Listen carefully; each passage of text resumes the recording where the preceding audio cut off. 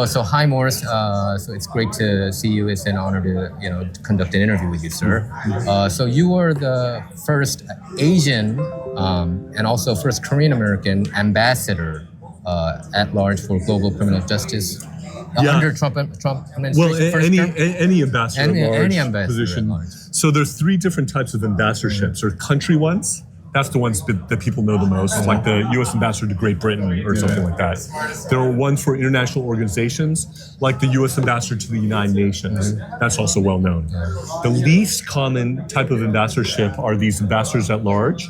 There's just like a handful of them where you apply a certain subject matter across the entire world. And so it was an honor to serve as the first Asian American ambassador at large in U.S. history. Yeah, and because of your name, Morris Tan, when I first heard that, I knew that you were Korean American because I attend CPAC events way back, and you were there, as one of the panel. Right. Can you tell our audience, KCPAC audience, your parents, how their immigration story? Yeah, sure. Because both of your parents are Korean, right? Can you tell our audience? Yeah, so my Korean name is Dan Hyun-myung. Dan Hyun-myung. Yeah, so it's a very Dan unique with a T name. good. Very unique last name. Rare Korean last name. And Hyun-myung. So wise and bright. Hyun-myung is also a very unique name. You have a yeah. very unique last name and a unique first name. Right. And I was born in Seoul, Korea. You were born in there. Hongjae-dong. Wow. In a house that my dad built.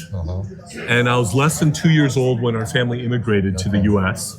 My mom's side of the family has the most common Korean last name. Kim. In her case, Kwangsang Kim-si. Which I heard were long. My ancestors were like scholars in the king's court. Oh, okay. In the Kwangsang Kim-si side. On my dad's side, I heard that there's actually some ties going back to North Korea, including the Pyongyang Kamsa, the governor of Pyongyang province, back when Korea was unified. And so you come from a very royal, very high echelon well, I didn't. family. I didn't hear that until I was in college. Actually, that was the first time I heard that, and that was actually the first time I heard about what was going on in North Korea. And so, but yes, I'm Korean from both sides of the family, and American citizen, and so I'm a Korean American. Yeah. I mean, because I think a lot of our Korean American readers and viewers, they know about Young Kim, Representative Young Kim, Representative Michelle Park Steele, being elected. But I think a lot of people forgot about you and also probably the appointees like you and also Marshall Lee Kelly, and I think it's time for you to advertise yourself a little bit more. And so you were Ambassador at Large, Office of Global Criminal Justice. It's kind of wordy. Can you tell our audience what that job is? Sure. So this was the top position in the U.S. government, representing the American people and the President of the United States on mass atrocity crimes, which are genocide, crimes against humanity, and war crimes, and seeking to bring justice in regards to that going on around the world. You were there for the first term. When were you appointed? Was it 2019? So 2019 to 2021. Right? Yeah. So, but 2020 was the only full year. Okay, so the latter half of Trump administration. So Trump went through a tumultuous first term. I was a huge Trump supporter. I've been supporting Trump since actually early 2000s because I loved what he talked about when he came out as a Fox News. He was a regular for like Fox and Friends and On the Record and Hannity show. But when he went into office, I felt personally depressed because of all the weaponization of the Justice Department, even back then. And even when Trump got elected, President Obama said somehow Russia is involved. Russia got him elected. They went into that narrative, and you had Special Counsel Robert Mueller going in, and Trump having a lot of his cabinet members being betrayed. So you saw all that front seat, from front row. What was your thought?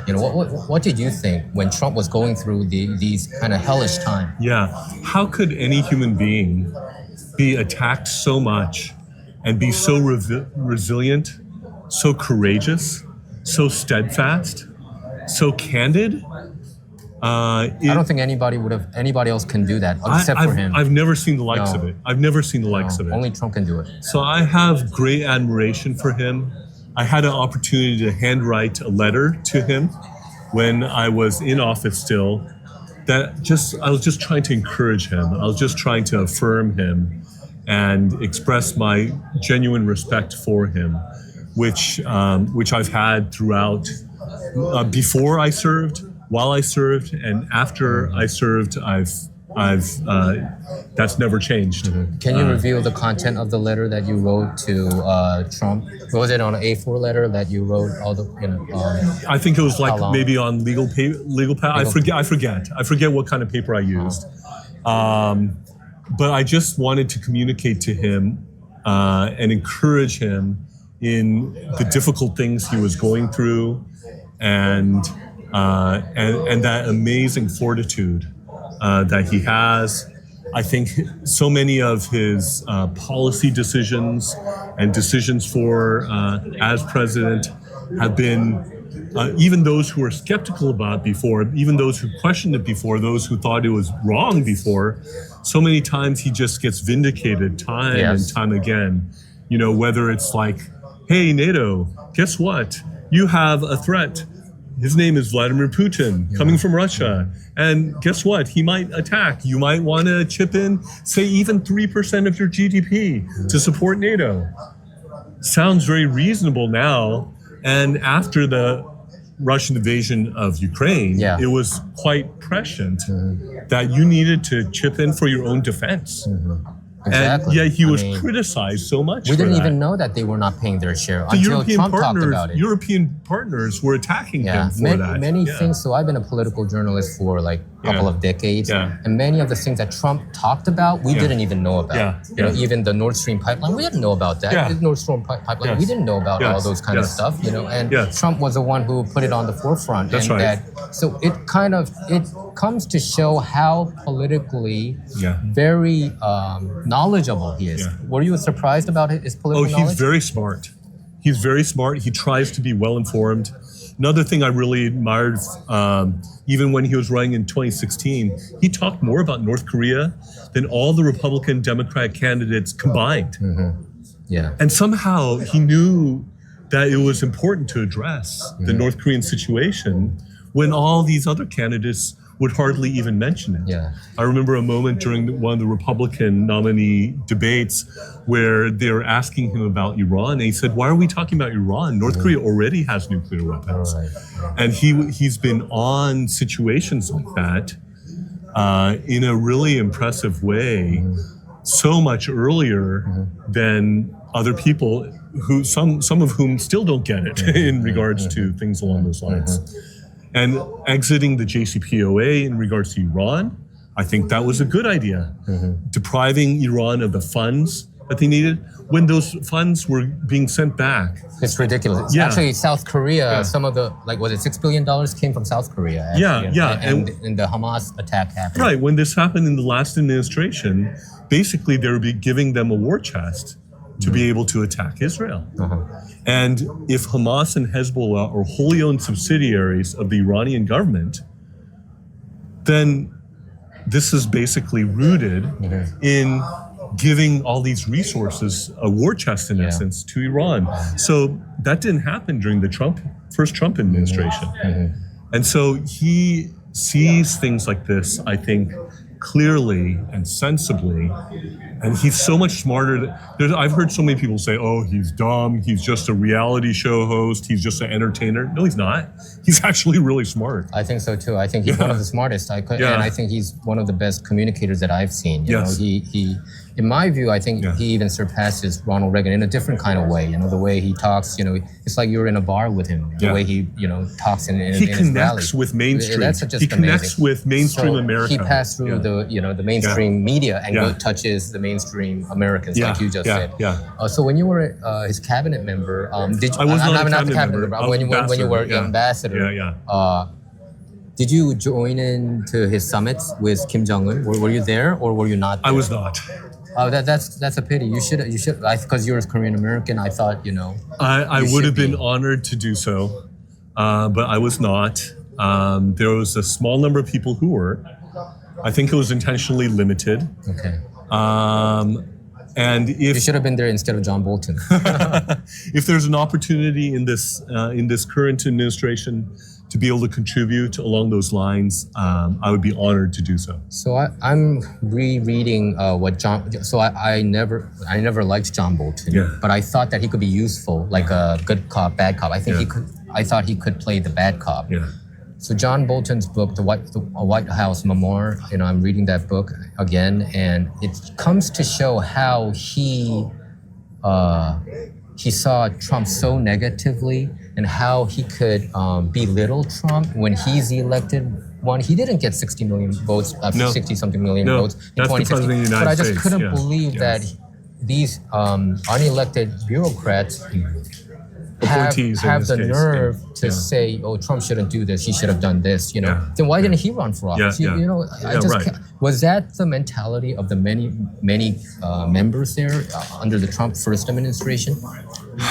There were those. Because you were there, so you could. Yeah, You heard a lot of things. Yeah, there were those who were trying to, in their minds, rein Trump in, keep us out of wars, things along those lines.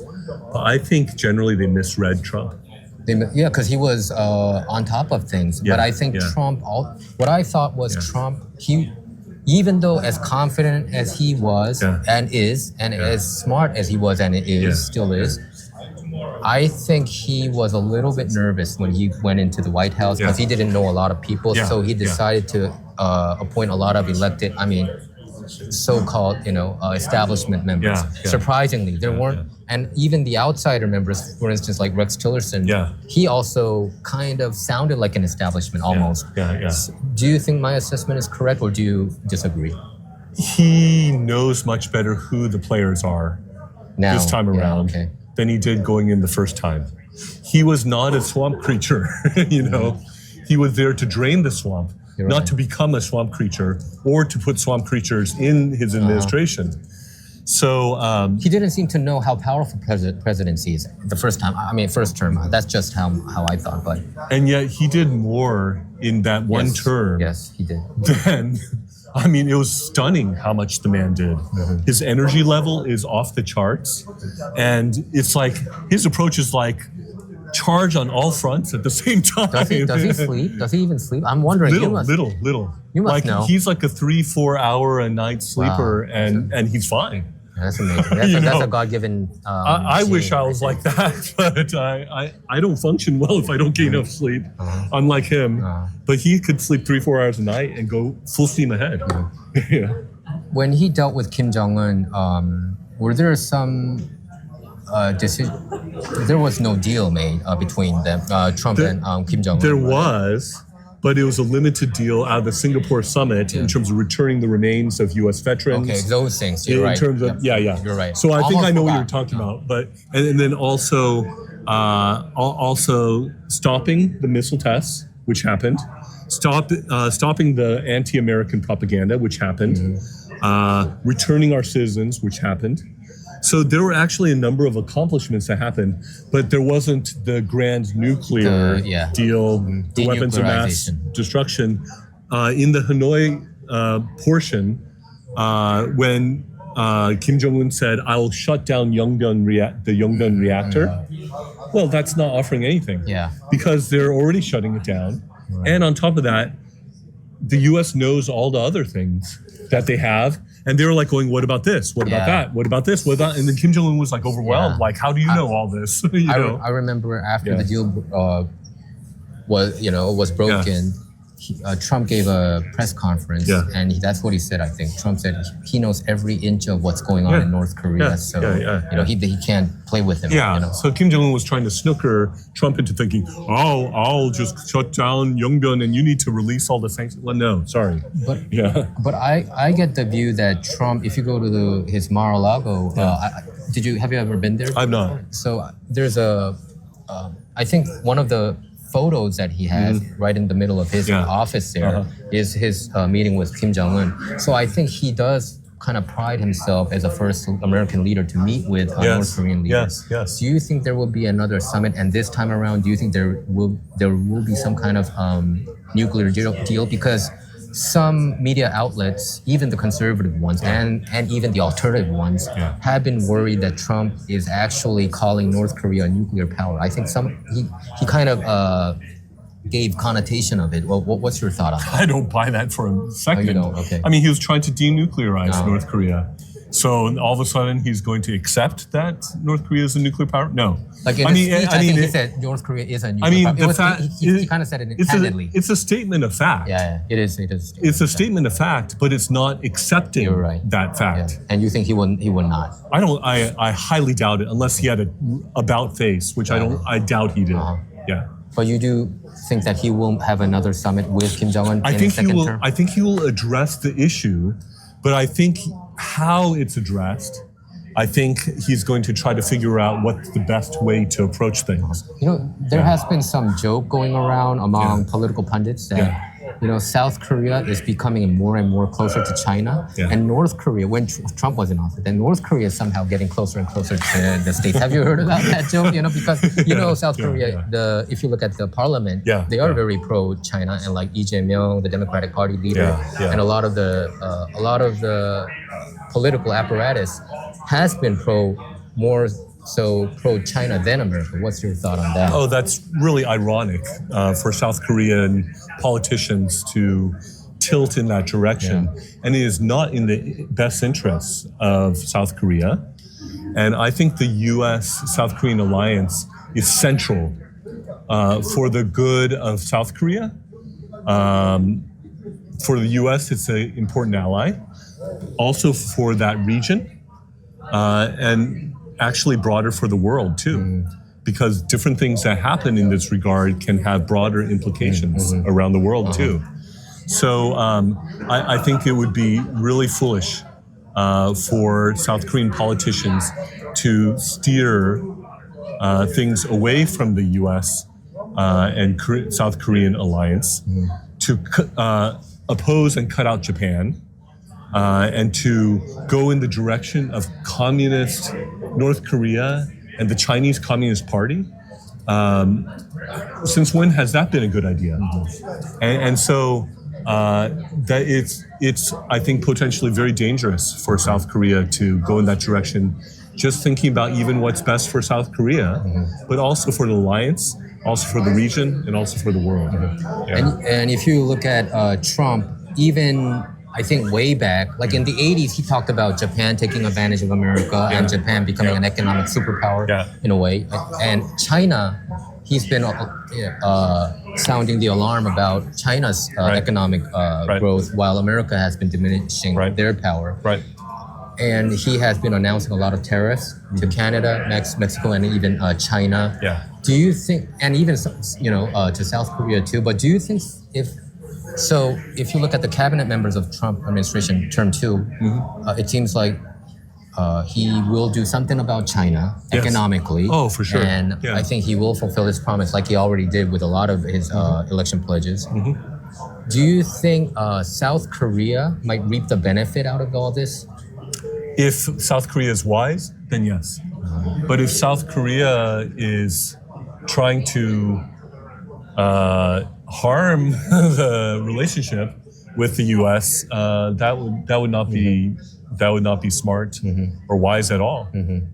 We talked about the media. So the Korean legacy media have been very anti-Trump. So if you look at Trump's approval rating, I think prior to the election, his approval rating was the lowest among all the surveyed nations, was 8%. And if you look at the media has been more anti-Trump than the mainstream media here. That's my assessment because I read both. So a lot of Korean, big corporations like Samsung, LG, Hyundai, Kia, all these big-time corporations, they have donated tons of money to Kamala Harris. Not to Trump. It's like the ratio is like 95% to 99%. And I'm wondering whether Trump knows about this, and if he does, why would he be so nice to the Korean corporations all of a sudden? Because I feel like the Korean media did such a bad job, and they have irreparably, so far not yet, but they have damaged Korean corporations' relationship with Trump administration. So that doesn't this give more ammunition to Trump administration to put tariffs into South Korea in the first place? What's your assessment? Yeah. So.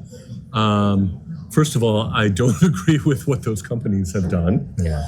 It's interesting to see the huge amounts of money that Mark Zuckerberg and Facebook and Meta was giving to the Harris campaign.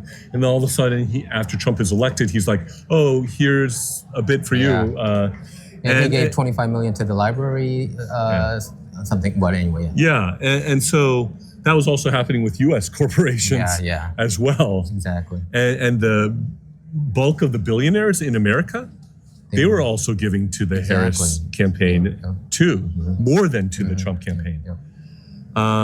So I think Trump has been gracious in that he met with Zuckerberg, right? He did. And invited him over and is meeting with the other tech CEOs.